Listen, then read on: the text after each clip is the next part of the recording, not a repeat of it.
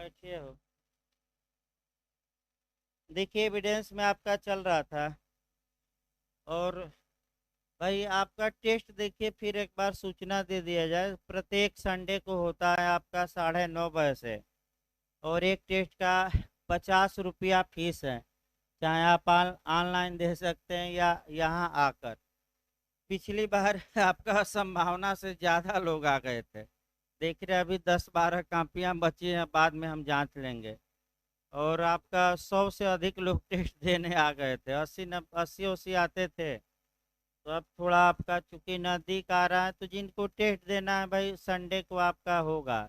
ये 9:30 बजे से आकर दे सकता है। और इंग्लिश मीडियम में भी अब पेपर आ रहा है और हिंदी मीडियम में भी। आपका देखिए एविडेंस आपका शुरू किया जाए।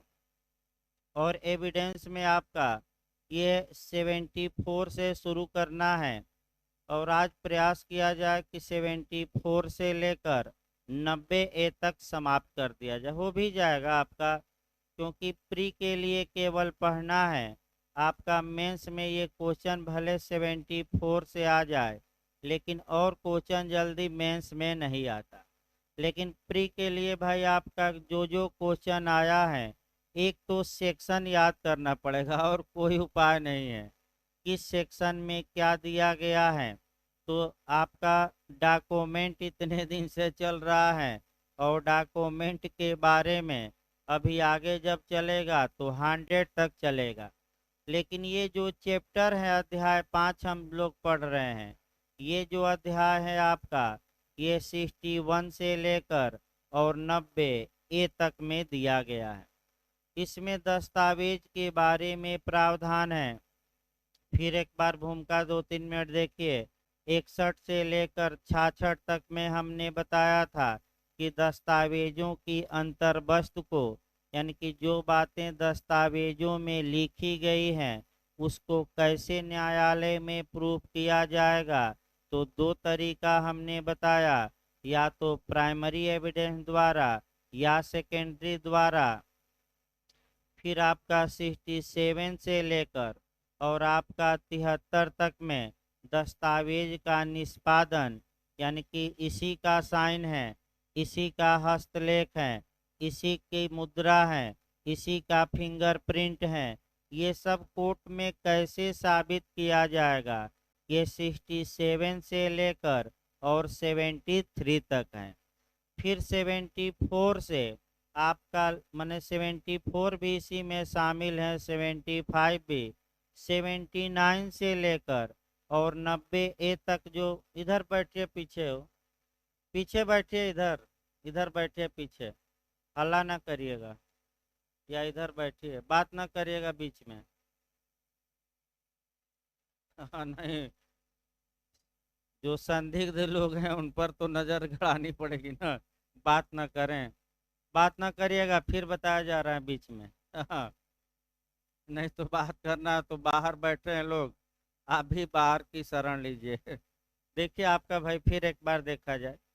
आपका ये 79 से लेकर 90 तक भी दो क्वेश्चन कम से कम प्री में बनते हैं। आपका दस्तावेज के बारे में अनुमान कुछ लगाया जाएगा। तो आइए 70 आपका इसके बाद बताया गया था कि दस्तावेजी साक्ष्य कितने प्रकार के, दो प्रकार के। एक प्राथमिक और दूसरा द्वितीयक। अगर यही क्वेश्चन थोड़ा बहुत घुमा दे कि डॉक्यूमेंट कितने प्रकार के होते हैं और आगे साक्ष्य का नाम न दे, तो आप दो प्रकार मारेंगे। एक पब्लिक डॉक्यूमेंट और एक प्राइवेट डॉक्यूमेंट, यानी कि एक लोक दस्तावेज और दूसरा कौन सा, प्राइवेट। फिर आपका सेक्शन खूब मिलाने के लिए आता है, गलत ना हो। लोक दस्तावेज किस धारा में परिभाषित है, 74 में। प्राइवेट दस्तावेज किस में परिभाषित है, 75 में। इसके बाद आपका एक लिस्ट आता है जो ज़्यादातर, भाई वो लिस्ट आपका नोट से याद करना है कि निम्नलिखित में से कौन पब्लिक डॉक्यूमेंट नहीं है।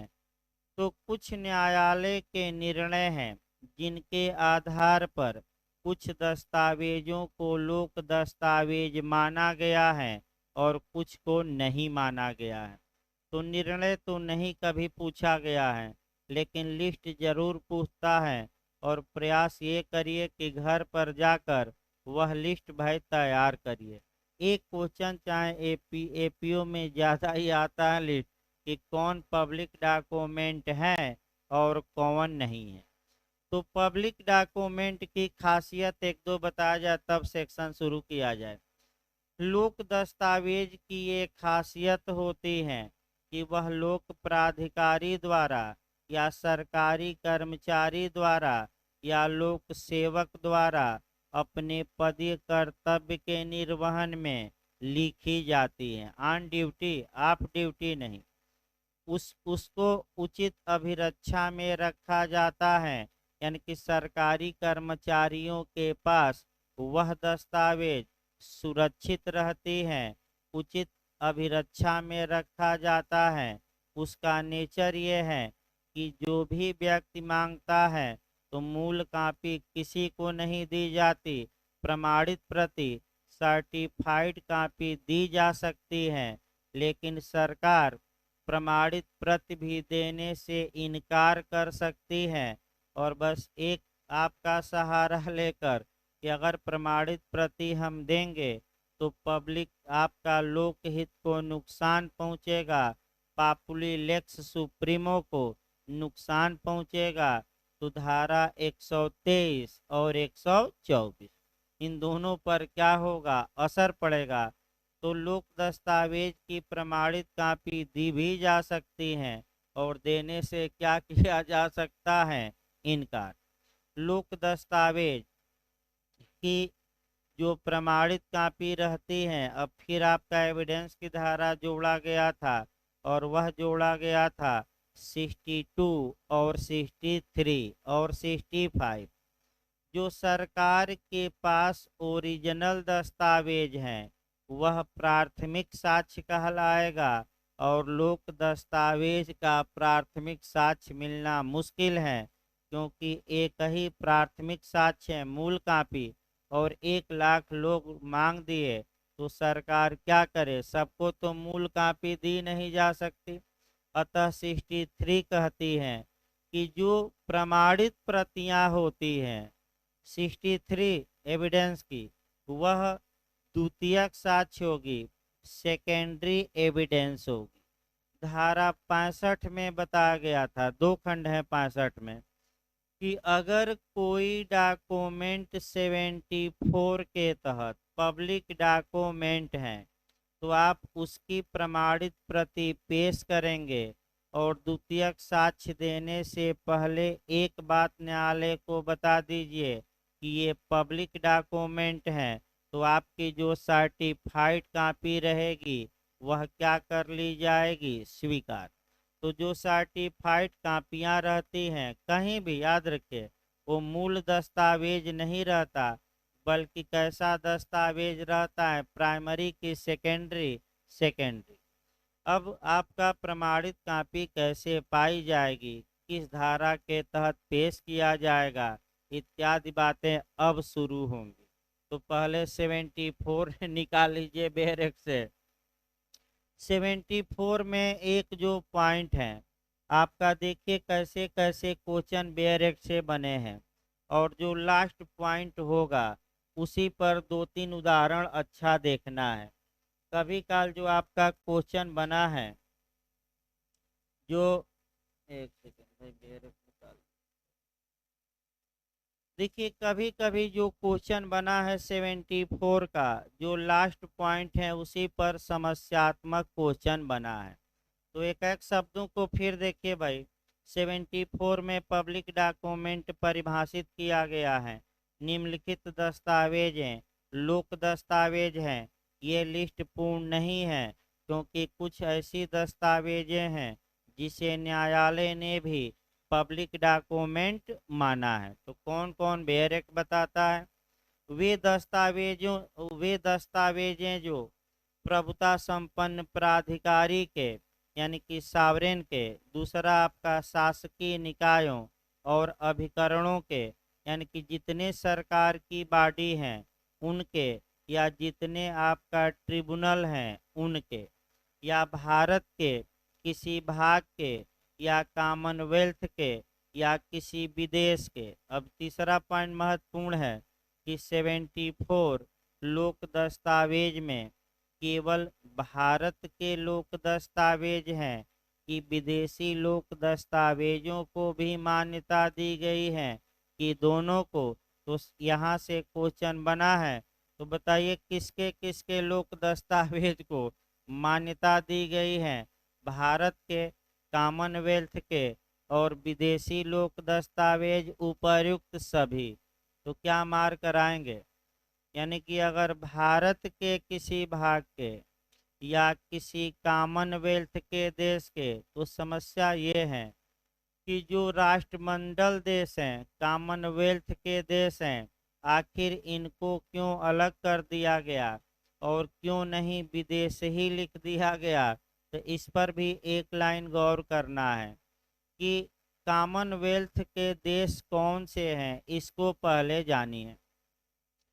देखिए आपका जो ये अंग्रेजों का जब 1872 ईस्वी में भारतीय साक्ष्य अधिनियम बना, उस समय भारत आज़ाद नहीं था और अंग्रेजों का शासन था। तत्पश्चात जितने देशों पर अंग्रेजों का शासन था, उनका एक समूह बना और उन देशों के समूह को ही कॉमनवेल्थ कहा जाता है, राष्ट्रमंडल कहा जाता है। राष्ट्रमंडल का जो प्रधान होता है, इंग्लैंड का सम्राट होता है। क्योंकि इस समय महारानी है, तो जो क्वीन है इंग्लैंड की, वह कॉमनवेल्थ की क्या होगी? हेड होती है। आपका यानी कि जितने उपनिवेश या जितने देशों पर अंग्रेजों ने कब्जा किया, एक उसका संगठन बना है। तो उन देशों के आपका लोक दस्तावेज भी धारा 74 में क्या माने जाएंगे? लोक दस्तावेज। इसके बाद विदेशों के। अब आइए फिर एक बार इसको कवर करिए, यही पॉइंट आपका अच्छे से जानना है। अगर भारत के किसी भाग के आपका लोक सेवकों द्वारा या उनके कार्यों, उनके आचरण, या तो लोक सेवक ने आचरण दर्शाया है या लोक सेवक ने कुछ लिखा है, चाहे वह लोक सेवक भारत का हो, कॉमनवेल्थ का हो या किसी विदेश का हो, और किसके बारे में आचरण दर्शाया हो या कुछ लिखा हो, अपने पदीय कर्तव्य के निर्वहन में, या तो विधायी कार्य या न्यायिक कार्य या आपका कार्यपालिकीय कार्य। तो दूसरा क्वेश्चन इसमें ये जोड़ना है कि आपका कौन कौन से जो दस्तावेज होंगे वह लोक दस्तावेज माने जाएंगे? विधायी कार्यों के दस्तावेज, न्यायिक कार्यों के दस्तावेज, कार्यपालिकीय कार्यों के दस्तावेज और उपर्युक्त सभी। तो बताइए क्या मार्क कराएंगे? बैरेट क्या लिखता है? न्यायिक की, कार्यपालिकी की, विधायी की, तीनों। यानी कि अगर किसी देश का या भारत का कोई पब्लिक सर्वेंट है, वह अपना आचरण दिखाया है या कुछ लिखा है, और आपका लिखा है या आचरण दर्शाया किसके बारे में? या तो किसी विधायी कार्य के बारे में या न्यायिक कार्य के बारे में या किसके बारे में? कार्यपालिकी। तो ये सभी दस्तावेज एक लाइन में धारा 74 में क्या माने जाएंगे?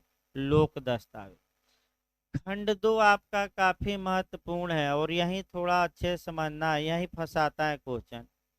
किसी राज्य में रखे गए प्राइवेट दस्तावेज के लोक अभिलेख, ये भी पब्लिक डॉक्यूमेंट माने जाएंगे। इसको और अच्छे समझिए, क्लाइंट। किसी राज्य में रखे गए प्राइवेट दस्तावेज के लोक अभिलेख, इसका मतलब ये हुआ कि जो डॉक्यूमेंट था वह शुद्ध रूप से पर्सनल था, प्राइवेट था, लेकिन वह लोक अभिलेख बन गया है, यानी कि आपका पब्लिक रिकॉर्ड में चला गया। तो अब प्राइवेट नहीं रहा, बल्कि कैसा दस्तावेज हो जाएगा? लोक दस्तावेज। दो तीन उदाहरण देखिए। अच्छा आपका पूछा जाता है। ये एक व्यक्ति है जो पर्सनल न्यास बनाया, ठीक है, न्यास बनाया है। जैसे ही न्यास को आपका रजिस्ट्रार के यहाँ रजिस्टर्ड करा दिया, अब वह न्यास पर्सनल नहीं रहा, प्राइवेट डॉक्यूमेंट नहीं रहा। जैसे ही उसको, फिर याद रखिए, सरकार के अधिकारियों के पास क्या कराया गया, रजिस्टर्ड, वैसे ही वह कैसा डॉक्यूमेंट में कन्वर्ट हो गया, पब्लिक डॉक्यूमेंट। और पब्लिक डॉक्यूमेंट हो गया तो कोई भी व्यक्ति उस न्यास का, आपका कागज का निरीक्षण कर सकता है फीस देकर, और प्रमाणित प्रति पा सकता है कि नहीं पा सकता है। दूसरा उदाहरण देखिए, मुस्लिम विधि में वक्फ आता है। एक व्यक्ति वक्फ बनाया, ठीक है भाई, पर्सनल है। जैसे ही वक्फ को सरकार के पास क्या किया गया, रजिस्टर्ड, अब वह जो प्राइवेट दस्तावेज था वह लोग पब्लिक रिकॉर्ड में चला गया। तो अब वो आपका प्राइवेट दस्तावेज नहीं कहा जाएगा वक्फनामा, अब किस में कन्वर्ट हो गया, 74 में, लोक दस्तावेज में। जैसे कि दो व्यक्ति भागीदारी की रचना करते हैं, आपका दस्तावेज तैयार करते हैं पार्टनर के बारे में, अभी रजिस्ट्रेशन नहीं कराए हैं, तो ये प्राइवेट दस्तावेज। और जैसे ही रजिस्ट्रार के यहाँ जाकर क्या करा लें, रजिस्ट्रेशन, अब ये जो भागीदारी थी, ये जो दस्तावेज भागीदारी का था, अब प्राइवेट नहीं रहा, ये 74 में कैसा डॉक्यूमेंट होगा, पब्लिक। और कोई भी व्यक्ति समाज का, मैं बता दूं, पब्लिक डॉक्यूमेंट का नेचर ही है कि कोई भी व्यक्ति आपका क्या मांग सकता है, उसकी सर्टिफाइड कॉपी, या जाकर क्या कर सकता है, निरीक्षण। तो तीन उदाहरण भाई बताए गए। कंपनी का भी एक बता दिया जाए। ये एक व्यक्ति है जो कंपनी निर्मित किया, रजिस्ट्रेशन अभी नहीं करा है, तो वह कंपनी प्राइवेट, माने वह कंपनी का जो डॉक्यूमेंट है वो लोक दस्तावेज अभी नहीं है, कैसा दस्तावेज है, प्राइवेट। और जैसे ही कंपनी का क्या कराया, रजिस्ट्रेशन, वह दस्तावेज क्या हो गया, पब्लिक। जैसे वकीलों का कोई समूह है, मान लीजिए बार काउंसिल ऑफ इंडिया है, bar council of Uttar Pradesh है, गठित कर लिए लोग, रजिस्ट्रेशन नहीं कराए सरकार के पास, तो जो कागज पर बनाया गया होगा विलेख पर नियम कायदा, वो प्राइवेट डॉक्यूमेंट है। और जैसे ही ये लोग अपनी संस्थान को क्या किए, रजिस्टर्ड, अब ये प्राइवेट नहीं रहा, क्या हो गया, लोक अभिलेख हो गया। तो धारा 74 में क्या माना जाएगा, आपका कह सकते हैं कि पब्लिक डॉक्यूमेंट। कोई भी व्यक्ति बार काउंसिल ऑफ इंडिया के बारे में आपका आरटीआई लगाकर जानकारी मांग सकता है, क्योंकि अब ये डॉक्यूमेंट कैसा हो चुका है, पब्लिक। तो ये आपका दूसरा जो खंड है, तीन चार उदाहरण याद रखे। उसके बाद धारा 75, प्राइवेट दस्तावेज, एक दो बार पूछा गया है, तो प्राइवेट दस्तावेज का मतलब बस एक लाइन, अन्य सभी दस्तावेजें क्या होंगी, प्राइवेट। अब देखिए क्वेश्चन कैसे बना है, प्राइवेट डॉक्यूमेंट कहाँ परिभाषित किया गया है, कहाँ दिया गया है। तो एक तो सेक्शन याद करना पड़ेगा, कौन सा, आपका 75।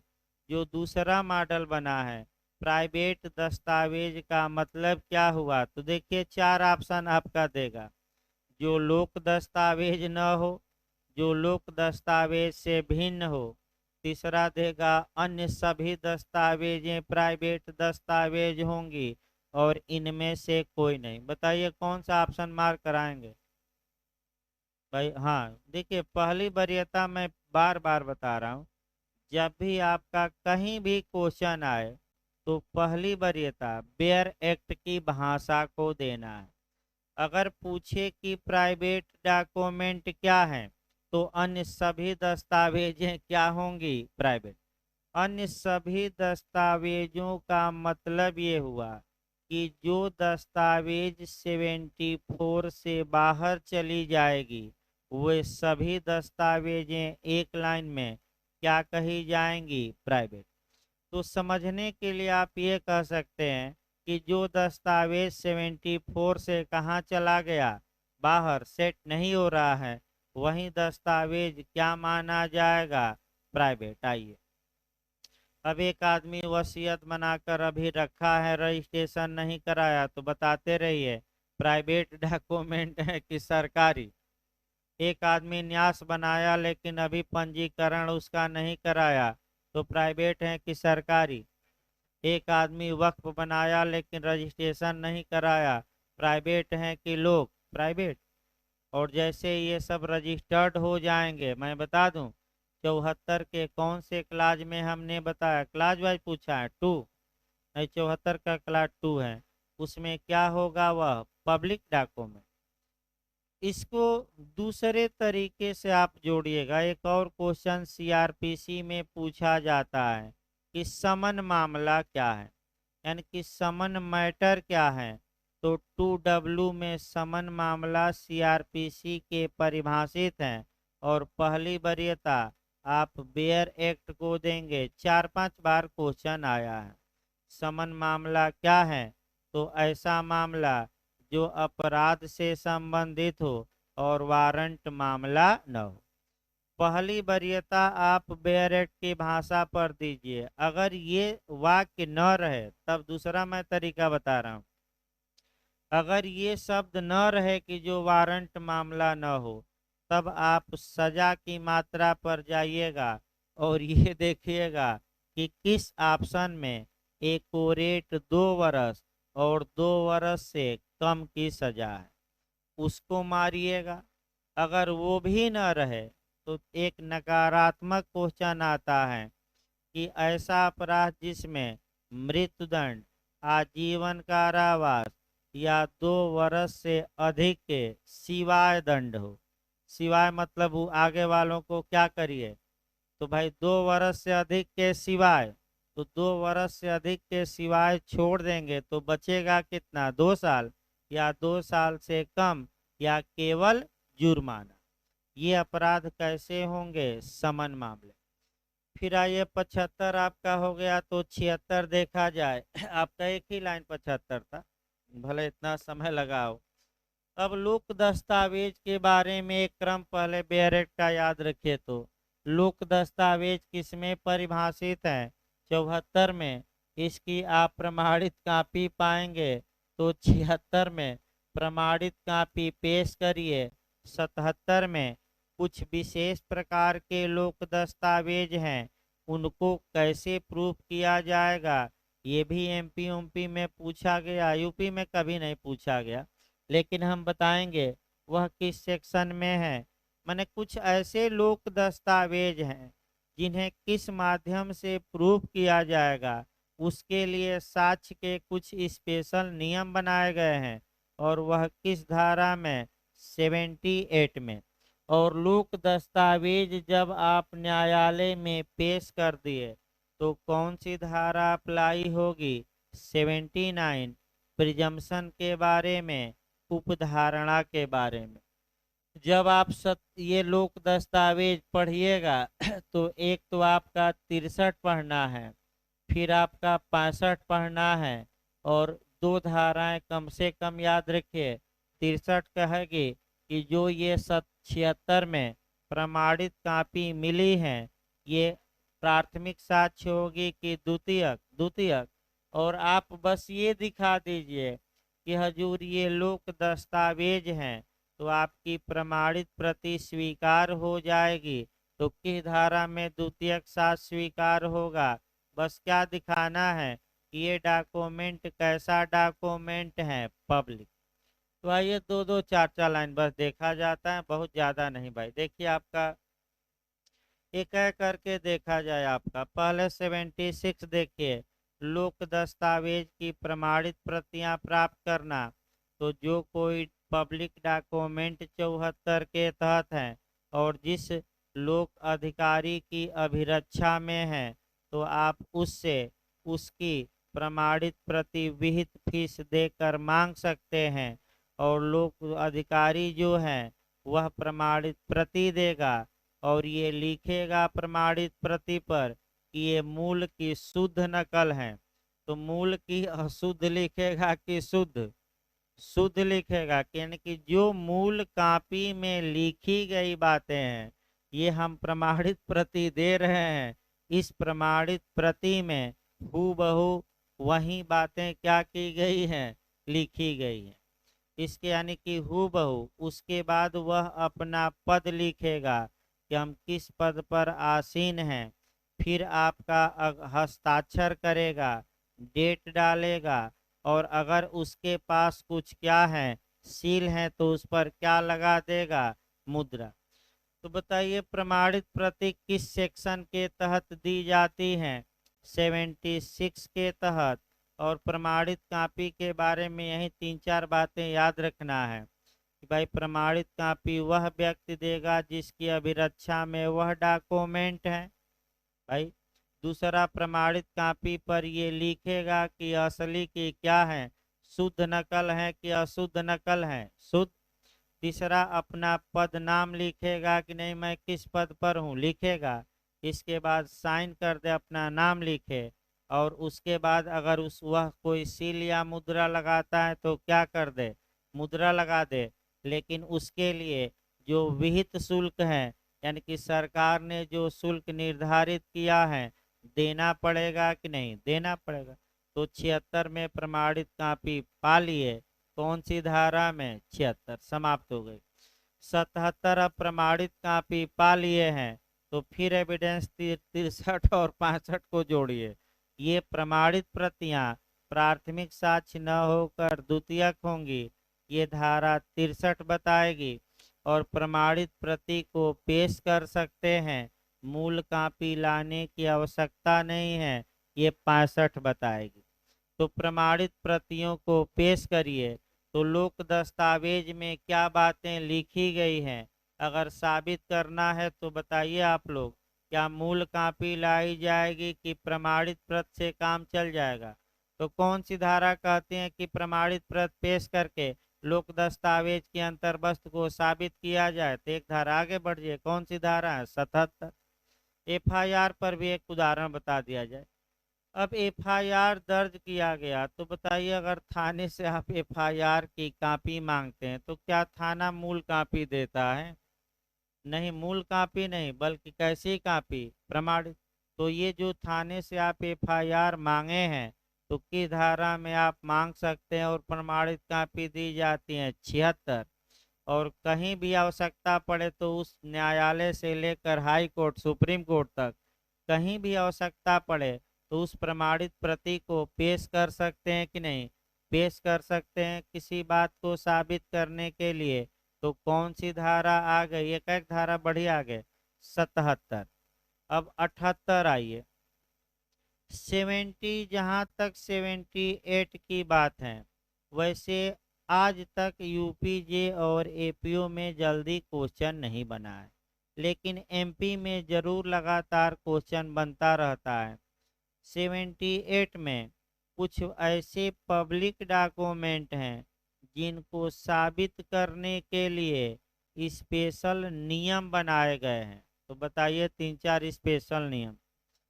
अब लोकसभा की कार्यवाही को न्यायालय में साबित करना है, तो लोकसभा की कार्यवाही जिस पत्रिका में छपती है वह पत्रिका आप क्या कर सकते हैं, पेश। दूसरा आपका तरीका है कि लोकसभा की कार्यवाही चल रही है, अब तो ऑनलाइन चलती है, यानी कि पूरा आपका लाइव टेलीकास्ट होता है। तो क्या जो लाइव टेलीकास्ट हुआ, रिकॉर्ड हुआ, उसको पेश कर सकते हैं कि नहीं, इलेक्ट्रॉनिक रिकॉर्ड को कर सकते हैं।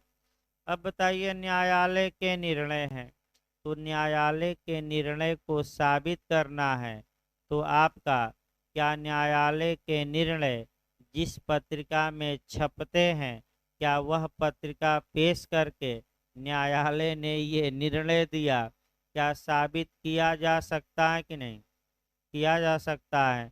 तो वकीलों के पास कौन सी पत्रिका जैसे ही जाएंगे तो भरमार रहती है, कौन सी पत्रिका की भरमार रहती है, AIR, ऑल इंडिया रिपोर्टर। तो क्या वकील साहब जाकर हमेशा सुप्रीम कोर्ट से प्रमाणित कॉपी निकलवाते हैं? नहीं। जो एआईआर में बातें छपी हैं, ऑल इंडिया रिपोर्टर में, उसी में आपका देखते हैं, कौन देखते हैं? वकील साहब।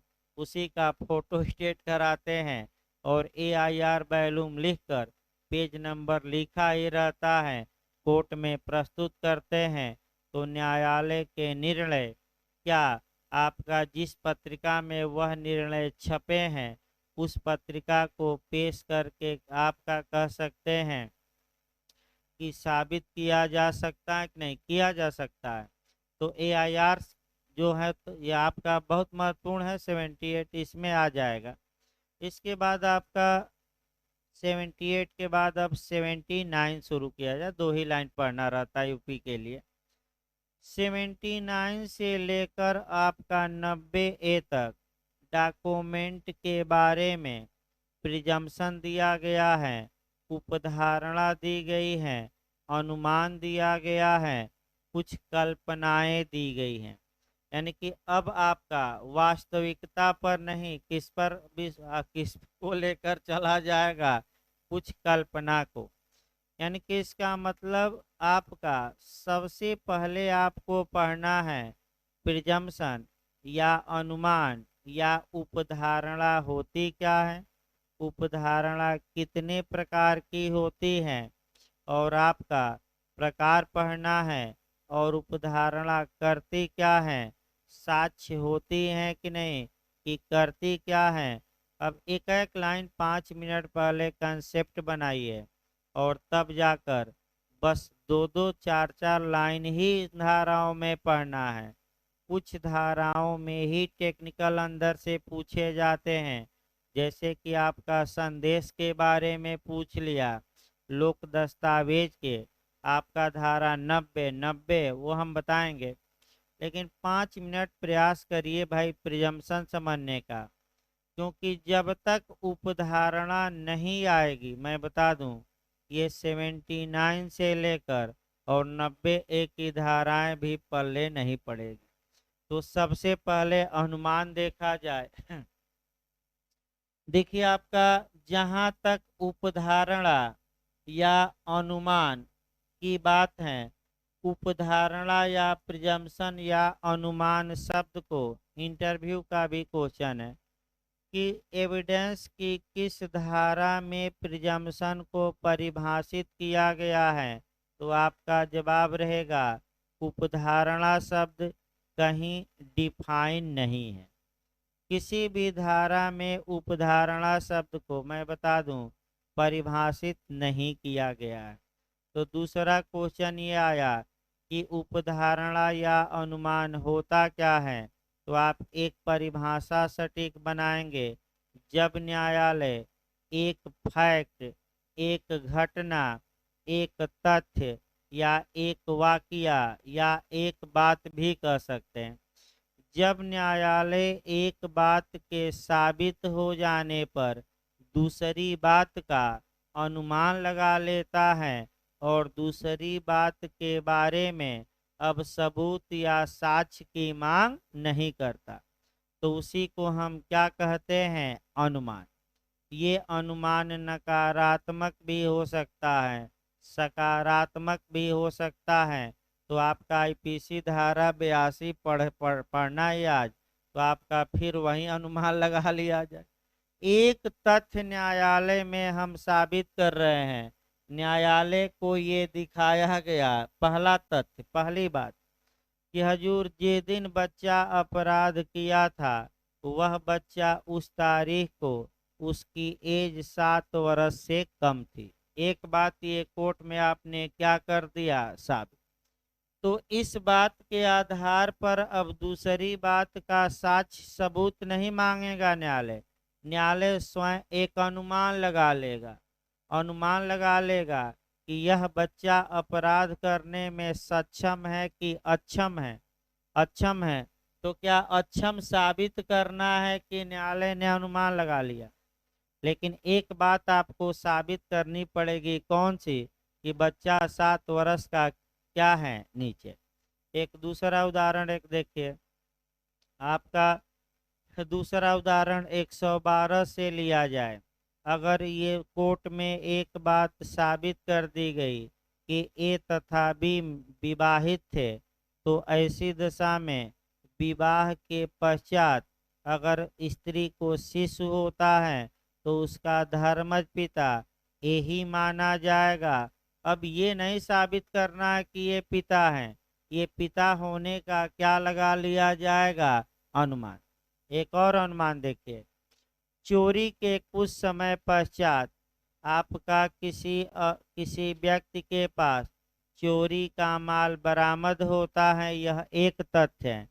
इस तथ्य को देखते हुए न्यायालय एक अनुमान लगा सकता है कि हो सकता है यह क्या हो, चोर हो, या चोरी का माल जानते हुए क्या किया हो, खरीदा हो, रखा हो।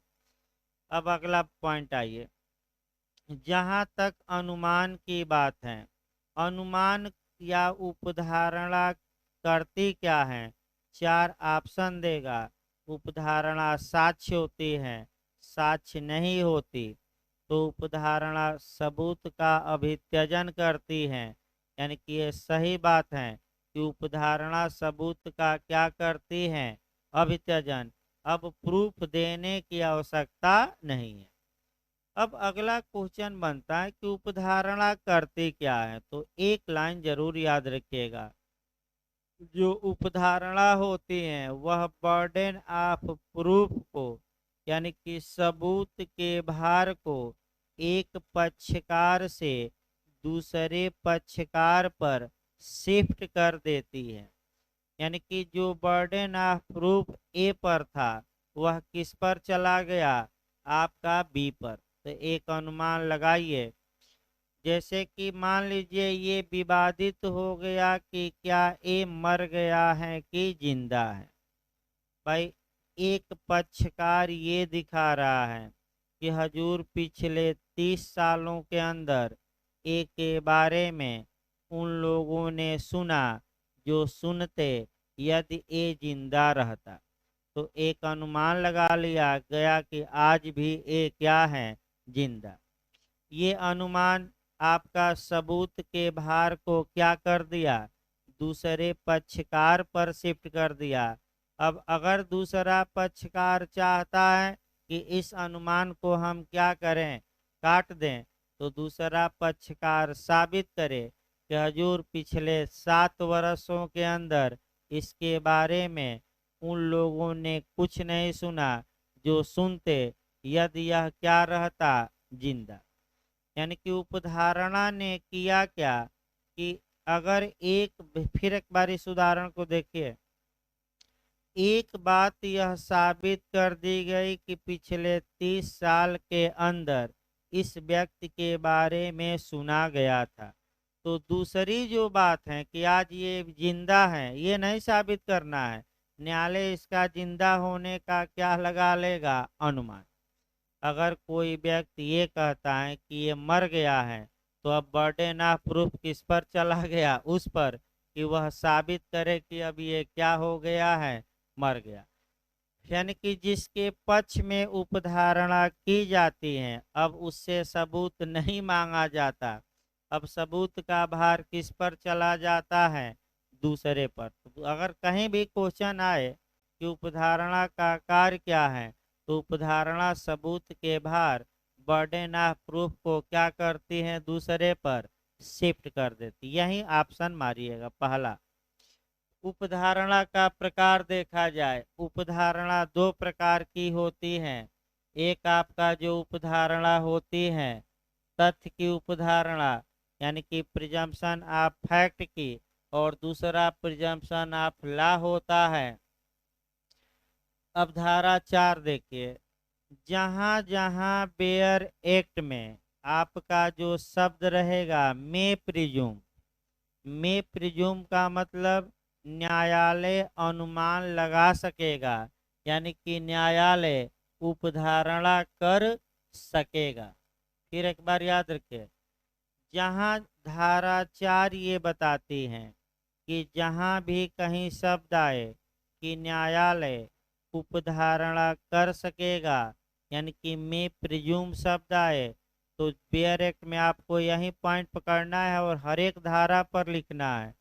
जहाँ भी 79 से लेकर 90A तक में उपधारणा कर सकेगा आएगा, पहला याद रखिएगा वह प्राकृतिक उपधारणा है, स्वाभाविक उपधारणा है, या आपका कह सकते हैं तथ्य की उपधारणा है, तथ्यात्मक उपधारणा है। लेकिन शब्द आपको बेयर एक्ट में क्या खोजना है, मे प्रिज्यूम, यानी कि तथ्य उपधारणा कर सकेगा। तो जहां भी शब्द लिखा रहे कि न्यायालय अनुमान लगा सकेगा, अब इसकी विशेषता देखिए। एक तो न्यायालय अनुमान निकालने के लिए बाध्य नहीं है, अनुमान निकाल भी सकता है और अनुमान निकालने से क्या कर सकता है इनका। दूसरा, न्यायालय अनुमान न निकालकर जो पक्षकार अनुमान निकालने की बात करता है अनुमान न निकाले और किसकी मांग कर ले, सबूत की, प्रूफ की मांग कर ले। तीसरा, यदि न्यायालय ने अनुमान लगा ही लिया तो ये अनुमान सदैव क्या होता है, खंडनीय होता है। इसका कंट्राडिक्शन किया जा सकता है, इसका खंडन किया जा सकता है, विरोध किया जा सकता है, अनुमान को काटा जा सकता है। तो बताइए कौन सी उपधारणा सदैव खंडनीय होती है, तथ्य की। कौन सी उपधारणा करने के लिए न्यायालय बाध्य नहीं होता, तथ्य की। किस उपधारणा को करने में न्यायालय सबूत की मांग कर सकता है, तथ्य की। तथ्य की उपधारणा होती है कभी कभी खंडनीय, हमेशा खंडनीय, अखंडनीय, इनमें से कोई नहीं, सदैव खंडनीय मारिएगा। अब एक उदाहरण सटीक लिया जाए, ध्यान में रखिएगा, आपका एक उदाहरण सटीक लिया जाए जहाँ की ये सभी बातें आपके दिमाग में बैठे। देखिए एक उदाहरण हम ले रहे हैं, आपका 114 धारा से लिया जाए, वही चोर वाला। देखिए आपका मान लीजिए ये एक व्यक्ति है और चोरी के कुछ समय पश्चात ए के पास चुराया हुआ सामान बरामद होता है। भाई चुराया हुआ सामान आपका कह सकते हैं बरामद होता है। तो 114 पर आइए। एक तथ्य अगर यह दिखाया जाए न्यायालय में कि हजूर इसके पास से चोरी के कुछ समय बाद चुराया हुआ सामान बरामद हुआ है, तो न्यायालय उपधारणा कर सकेगा 114। अब बताइए 114 कौन सी उपधारणा हो गई एविडेंस की, कर सकेगा, तथ्य की कि विधि की कि दोनों, तथ्य की। भाई कौन सी उपधारणा, क्योंकि शब्द उसमें क्या लिखा है, कर सकेगा। तो न्यायालय अब क्या करे, पहला, या तो न्यायालय ये अनुमान लगा सकता है कि ये चोर है, या अनुमान लगाने से इनकार कर सकता है, क्योंकि न्यायालय अनुमान लगाने के लिए बाध्य नहीं होता। अगर न्यायालय अनुमान न लगाए तो अभियोजन से सबूत की मांग कर सकता है, यानी कि न्यायालय यह कह सकता है कि भले चोरी का माल इसके पास बरामद हुआ है, मैं यह चोर है, मैं यह अनुमान या उपधारणा नहीं करूंगा, ये चोर है, इसके बारे में आप क्या लाइए, सबूत। और यदि न्यायालय ने अनुमान लगा ही लिया कि यह चोर है, तो क्या चोर इस अनुमान को काट सकता है कि नहीं, खंडन कर सकता है कि नहीं। तो खंडन किस रूप में कर सकता है, चोर ये कह सकता है, माने जो व्यक्ति है कि हजूर हमने ये सामान मार्केट से खरीदा, 1000 दाम था, बार्गेनिंग किया और 950 में लिया। अगर मैं जानता रहता चोरी का है तो मैं भी 150 में क्या करता, मार्केट से ले लेता। अतः मुझे नॉलेज नहीं था, मेरा इरादा नहीं था चोरी का माल खरीदने का, अतः हमें कोई जो अनुमान आप लगाए हैं ये अनुमान क्या करिए, बनाए रखिए कि रद्द करिए। तो अब कोई समस्या तो बताइए। अगर ऐसा नियम रहेगा, अगर मे प्रिज्यूम रहेगा तो ये नियम चलेगा। मे प्रिज्यूम शब्द बेयरक में हम बताएंगे अभी। अब आइए विध की उपधारणा देखा जाए। जो प्रिजम्पशन ऑफ लॉ होता है, आपका विध की जो उपधारणा होती है ये भी पूछा गया है। ये दो प्रकार की होती है। एक विध की उपधारणा खंडनीय होती है और दूसरा आपका अखंडनीय। यानी कि जो प्रिजम्पशन ऑफ लॉ है, एक आपका खंडनीय और दूसरा अखंडनीय। अब देखिए मॉडल आपका इसी पर बना है। विध की उपधारणा सदैव खंडनीय, सदैव अखंडनीय, कुछ में खंडनीय, कुछ में अखंडनीय, इनमें से कोई नहीं। बताइए क्या मार कराएंगे। कई बार क्वेश्चन आया है, तो क्या मार कराएंगे। कुछ में खंडनीय और कुछ में अखंडनीय। विध की अखंडनीय उपधारणा वहां होगी, धारा 4 से हम शुरू कर रहे हैं, एविडेंस की धारा 4 चल रही है। विध की खंडनीय अनुमान वहां होगा जहां बेयर एक्ट में शैल प्रिज्यूम लिखा हो। शैल प्रिज्यूम का मतलब उपधारणा करेगा, यानी कि जहां भी बेयर एक्ट में लिखा रहे क्या, अनुमान लगाएगा, उपधारणा करेगा, यानी कि शैल प्रिज्यूम। तो ये शुद्ध रूप से याद रखिए, ये विधि की उपधारणा है, लेकिन कैसी, खंडनी।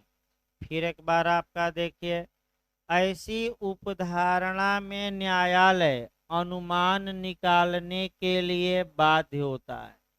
बताइए बाध्य है कि विवेक का अनुमान निकालना। तो किस उपधारणा में अनुमान निकालना बाध्यकारी होता है, तथ्य की कि विधि की दोनों की। दोनों की नहीं, किसमें बाध्य है, विधि की। पहले खंडनी हम चल रहे हैं, विधि की कौन सी उपधारणा चल रहे हैं, खंडनी। न्यायालय अनुमान निकालने के लिए बाध्य होता है, लेकिन जिसके विरोध में अनुमान निकाला गया है वह आदमी उसका क्या कर सकता है, खंडन कर सकता है।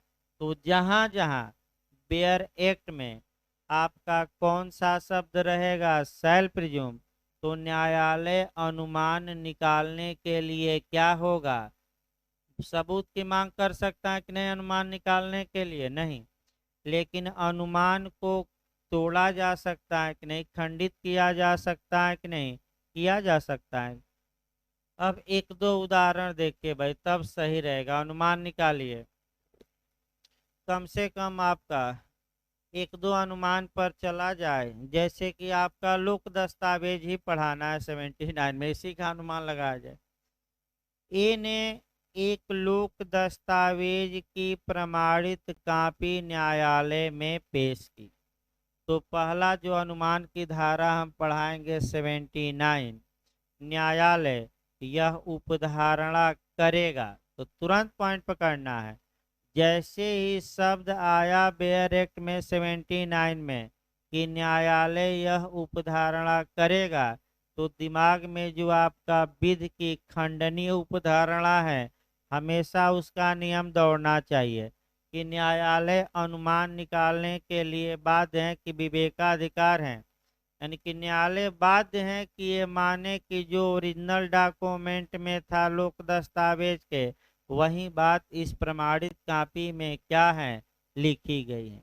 लेकिन चूंकि यह अनुमान क्या है, खंडनी, यानी कि जो व्यक्ति लोक दस्तावेज प्रस्तुत किया है वह इस बात को खंडित कर सकता है कि हजूर मूल कॉपी में कुछ और बात लिखी है और प्रमाणित कॉपी फर्जी दे दी गई है, प्रमाणित कॉपी में गलत बातें लिखी गई हैं। तो क्या इसका खंडन किया जा सकता है कि नहीं अनुमान का, और प्रमाणित कॉपी को गलत साबित किया जा सकता है कि नहीं, किया जा सकता है। क्यों, क्योंकि ये विधि की कैसी उपधारणा है, खंडनी। और विधि की खंडनी उपधारणा कब होगी, जब बेयर एक्ट में शब्द क्या आए, उपधारणा कर सकेगा कि करेगा? तो करेगा में फिर एक बार दिमाग बैठाइए। न्यायालय बाध्य अनुमान निकालने के लिए कि विवेकाधिकार, और सदैव खंडनी होगी कि कभी काल? सदैव। और खंडन किया जा सकता है कि नहीं? सबूत की मांग उपधारणा के लिए करेगा कि नहीं? नहीं। लेकिन अनुमान का क्या हम करा सकते हैं? खंडन। अब आइए दुराचार के मामले में देखिए, वहां भी यही नियम लागू होगा। 114 AIPC नहीं, एविडेंस की धारा 114 ए आपका, अगर स्त्री कहती हैं कि मेरी सम्मत नहीं थी इस कार्य के लिए, तो न्यायालय ये अनुमान लगाएगा। तो लगाएगा का मतलब हुआ कि उपधारणा करेगा। तो करेगा का मतलब कि वह विधि की कौन सी उपधारणा हो गई? खंडनी। तो अनुमान लगाने के लिए न्यायालय क्या है बात कि स्त्री की सम्मत नहीं थी। तो बताइए अनुमान करता क्या है? उपधारणा कर की क्या कि बर्डन ऑफ प्रूफ को अब किस पर शिफ्ट कर दी? दूसरे पर। तो दूसरा पक्षकार अभियुक्त है, तो अभियुक्त पर ये साबित करने का भार होगा कि वह कोर्ट को विश्वास कराए कि इस स्त्री की सम्मति थी। अगर कोर्ट को विश्वास नहीं करा पाता तो वह दंड का भागी होगा। और इसी में आपका पैसा रुपया लास्ट में चलता है, मान मनोबल चलती है कि जो हुआ सो हुआ, अब माफ करिए, ये 20 लाख 10 लाख तो 30 लाख ले लीजिए। ये अंत में ज़्यादातर मामलों में मान मनोबल होता है। वो अलग बात है, उससे हमें मतलब नहीं है भाई, मान मनोबल से। तो आगे चलिए भाई, आपका ये विधि की खंडनी उपधारणा। तीसरा देखिए, विधि की चूंकि उपधारणा दो प्रकार की होती है, और दूसरा कौन प्रकार है? अखंडनी। यानी कि विधि की अखंडनी उपधारणा का मतलब ये हुआ कि जहां भी बेयर एक्ट में यह लिखा रहे कंक्लूसिव प्रूफ, निश्चायक सबूत, अकाट्य तर्क या निर्विवाद प्रमाण। फिर एक बार देखिए, जहां भी बेयर एक्ट में लिखा रहे कंक्लूसिव प्रूफ, निश्चायक सबूत, अकाट्य तर्क, निर्विवाद प्रमाण, तो ऐसी यानी कि आपका ऐसा प्रमाण जिसको काटा नहीं जा सकता। तो अगर निश्चायक सबूत बेयर एक्ट में लिखा है तो पहला दिमाग में बैठाइए, वह विधि की उपधारणा है। खंडनी है कि अखंडनी? अखंडनी सबसे तगड़ी उपधारणा है ये। और इसमें न्यायालय एक तथ्य के साबित हो जाने पर दूसरे तथ्य का अनुमान लगाएगा और दूसरे तथ्य को ना साबित करने का मौका देगा कि नहीं? नहीं देगा। यानी कि उस अनुमान को काटा जा सकता है कि नहीं? नहीं काटा जा सकता। एविडेंस की केवल 3 धाराओं में ही निश्चायक सबूत या विधि की अखंडनी उपधारणा दी गई है। या पिछली बार ही जे में आया, एक धारा 70 नहीं, एक धारा 41 में, दूसरा आपका 112 और तीसरा 113। इन 3 धाराओं में ही क्या लिखा है? आपका कंक्लूसिव प्रूफ। सबसे उत्तम उदाहरण हमने दिया आईपीसी की धारा 82 पर। फिर एक बार हम बता रहे हैं दोबारा ये उदाहरण। अगर एक तथ्य न्यायालय में ये बच्चे के वकील ने साबित कर दिया कि बच्चा जिस समय अपराध किया 7 वर्ष से क्या था कम, तो यह इस बात का अकाट्य तर्क होगा, निश्चायक सबूत होगा कि बच्चा अपराध करने में क्या था? अक्षम। और जब एक बार चूंकि निश्चायक सबूत हैं, तो एक बार जब अनुमान लगा लिया गया तो इस अनुमान को काटने का, खंडित करने का मौका दिया जाएगा कि नहीं? नहीं, क्योंकि ये विधि की कैसी उपधारणा है? अखंडनी। तो भाई कोई समस्या हो तो बताइए, नहीं तो अब बेयर एक्ट से सेक्शन आपका 4 4 5 5 लाइन याद रखना है। मुख्य रूप से हेडिंग याद रखे, उसमें दिया क्या गया है?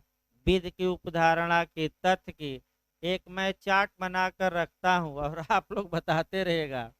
अगर तथ्य की कहा जाए तो भाई कर सकेगा रहेगा, बेरक पर लिख लेना चाहिए। अगर विधि की खंडनीय मैं बताऊं तो यहाँ बेरक में क्या लिखा रहेगा आपका उपधारणा, और विधि की अखंडनीय जैसे ही मैं बताऊं तो वहाँ क्या रहेगा निश्चायक।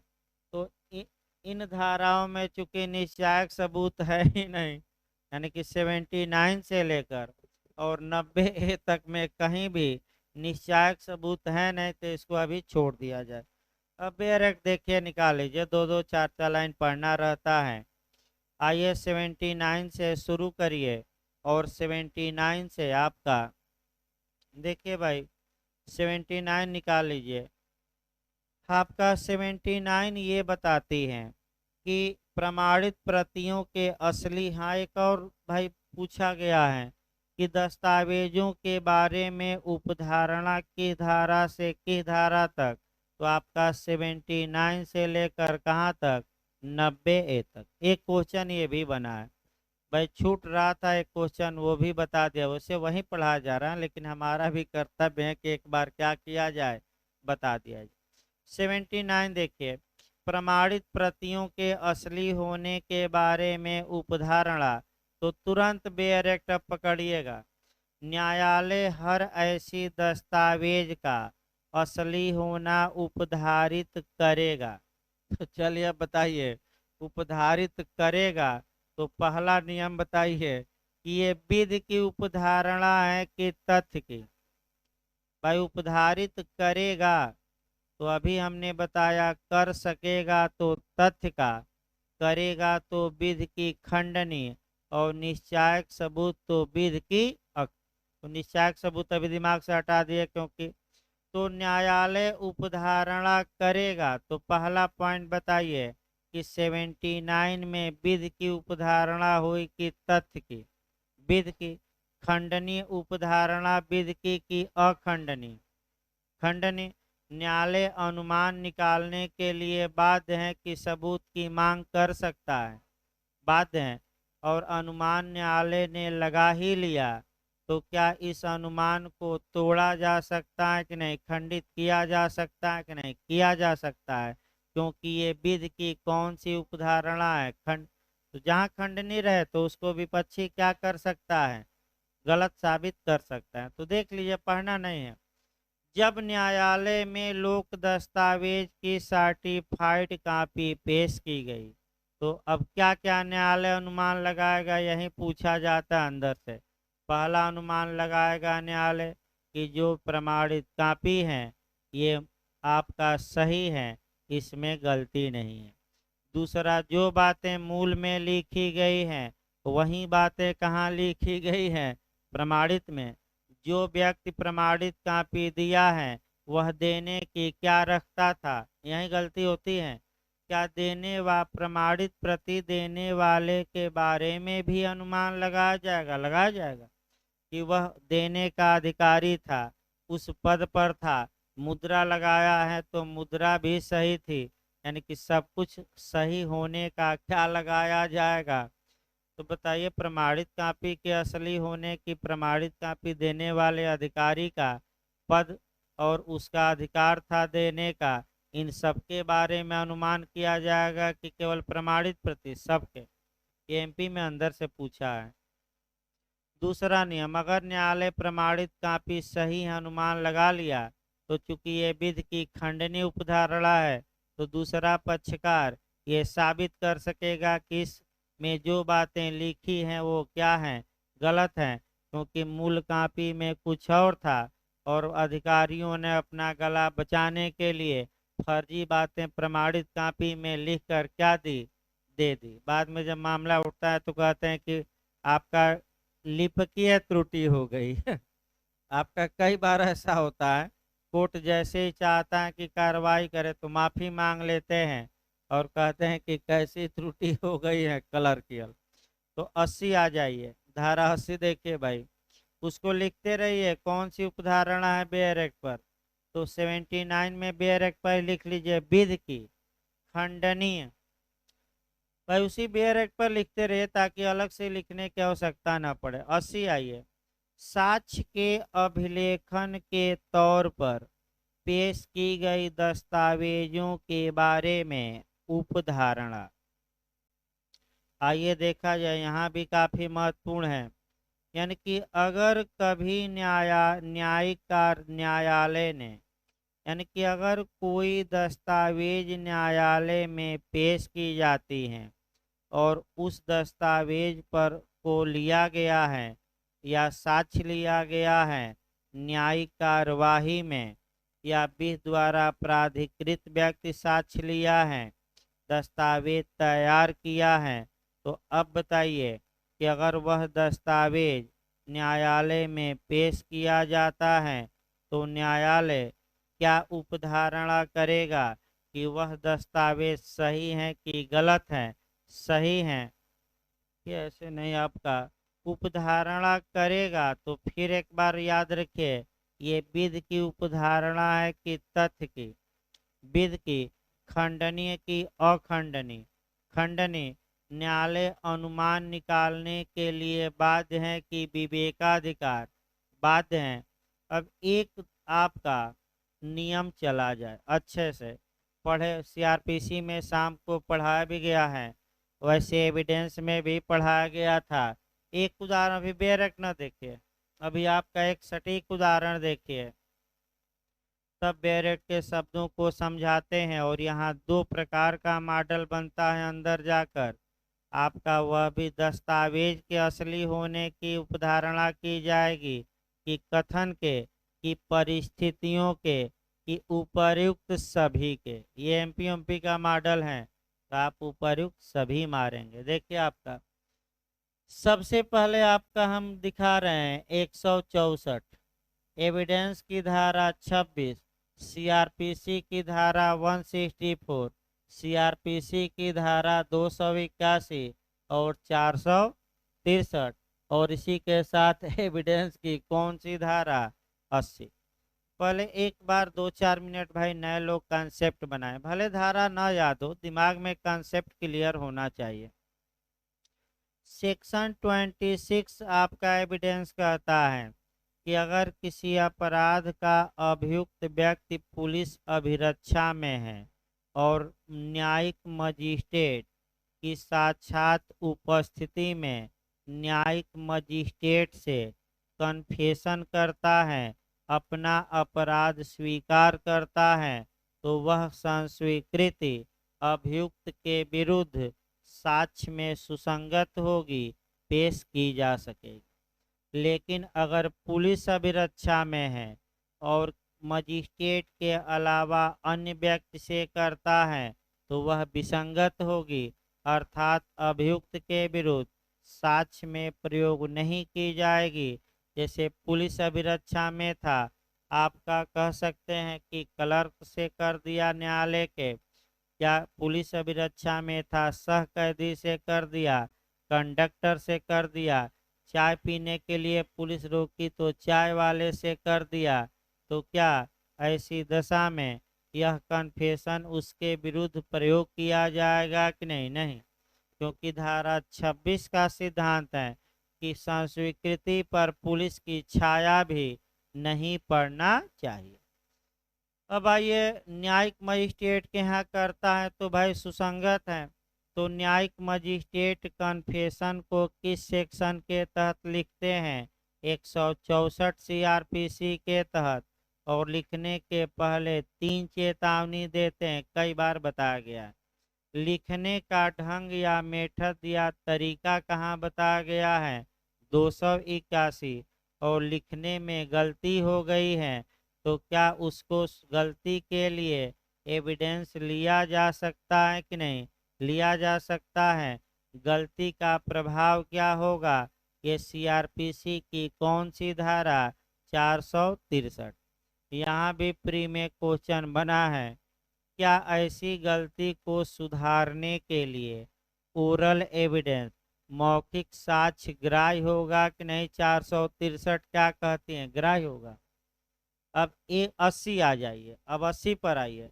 अगर न्यायिक मजिस्ट्रेट ने न्यायिक कार्यवाही के दौरान किसी अभियुक्त का कन्फेशन कराया है और वह कन्फेशन का जो डॉक्यूमेंट है न्यायालय में पेश किया जाता है, तो धारा 80 ये कहती है कि न्यायालय उपधारणा करेगा कि वह दस्तावेज सही हैं। अभियुक्त ने कन्फेशन किया था, अभियुक्त को चेतावनी दे दी गई थी और जिस परिस्थिति में संस्वीकृति की जानी चाहिए वह परिस्थिति क्या थी, विद्यमान। तो किसके बारे में उपधारणा की जाएगी, दस्तावेज के बारे में, उस दस्तावेज के बारे में, किस आपका परिस्थितियों के बारे में, कि दोनों के बारे में। तो बताइए किसके बारे में हमने बताया, दस्तावेज सही है, कन्फेशन भी किया, मजिस्ट्रेट जिस परिस्थिति में मजिस्ट्रेट को कन्फेशन लिखना चाहिए वह परिस्थिति क्या थी, विद्यमान। इन सब के बारों में न्यायालय क्या करेगा, अनुमान लगाएगा। लेकिन चूंकि ये विधि की खंडनीय उपधारणा है अतः अभियुक्त को यह अधिकार है कि इस अनुमान का क्या कर सके, खंडन। कि हजूर अब खंडन कराइए। मान लीजिए कि न्यायालय कागज पेश किया गया संस्वीकृति वाला जांच भी कोर्ट में, कोर्ट ने अनुमान 80 के तहत लगा लिया कि भाई ये कागज सही है, अभियुक्त ने संस्वीकृति की है, मजिस्ट्रेट लिखे हैं, सब कुछ सही है और जिस परिस्थिति में लिखना चाहिए वो परिस्थितियां लिखते समय क्या था, अस्तित्व में थी। तो अभियुक्त अगर चाहे तो इस अनुमान का खंडन कर सकता है। अब क्या दिखाकर कर सकता है कि हजूर जिस परिस्थिति का उल्लेख दस्तावेज में किया गया है वह परिस्थिति विद्यमान नहीं, हजूर हमने कन्फेशन किया ही नहीं। तीसरा, हजूर हमें चेतावनी दी ही नहीं गई। तो क्या ये जो खंडन अभियुक्त कर रहा है, क्या खंडन करने के लिए मौखिक साक्ष्य दे सकता है कि नहीं, दे सकता है। और कौन सी धारा सीआरपीसी की, तो 463 आपका 463 वहाँ जाएगा मामला। बैठिए, पीछे बैठिए, वहाँ है तो जगह, दो लोग बैठिए। यानी कि आपका फिर 80 को भी ध्यान में रखिएगा। बाद ये 80 के बाद आपका मैं भी हो गया भाई। देखिए आपका 81 देखिए भाई, राजपत्रों, सरकार समाचार पत्रों, आपका पार्लियामेंट के प्राइवेट एक्ट इत्यादि के बारे में उपधारणा। तो अगर कोई बात आपका गजट में, सरकारी गजट में छाप दी गई है तो न्यायालय क्या उपधारणा करेगा, तो करेगा। तो फिर पॉइंट पकड़ना है, ये विधि की उपधारणा है कि तथ्य की, विधि की, खंडनी की अखंडनी, खंडनी किसके बारे में, जो गजट वजट में क्या होता है, बातें छपती हैं। कल इसको आगे बढ़ाया जाए भाई, क्योंकि आईपीसी भी चलाना है, वैसे भी 20-25 मिनट लेट हो गया भाई। पढ़कर इसको आइए ताकि आपका अब बस 2-2 लाइन 4-4 लाइन ही इसमें बताना है। एक बार घर से पढ़ कर आइए तो अच्छा रहेगा। और उसमें 2-2 4-4 लाइन बस उल्लेख किसके बारे में, उपधारणा क्या करनी है, कौन सी। रेस्ट ले लीजिए तब भाई आपका आईपीसी पढ़ाया जाए। ये कितने लोगों को भाई आईपीसी का प्री वाला नोट चाहिए, क्योंकि नोट्स आया है उसको फोटो स्टेट कराना है भाई। आपका 76 से लेकर 298 तक का नोट्स आया है, तो आपका करा लेते हैं। शाम को भी कुछ लोग हैं 20-25 भाई। कितने लोगों को नोट चाहिए, हाथ उठाइए, उतना दे दिया जाए ताकि मैंने 75 से लेकर और 298 तक नोट दिया जाएगा। होगा ठीक ठीक है, नीचे होगा 40-50 का। अभी कराते हैं फोटो स्टेट।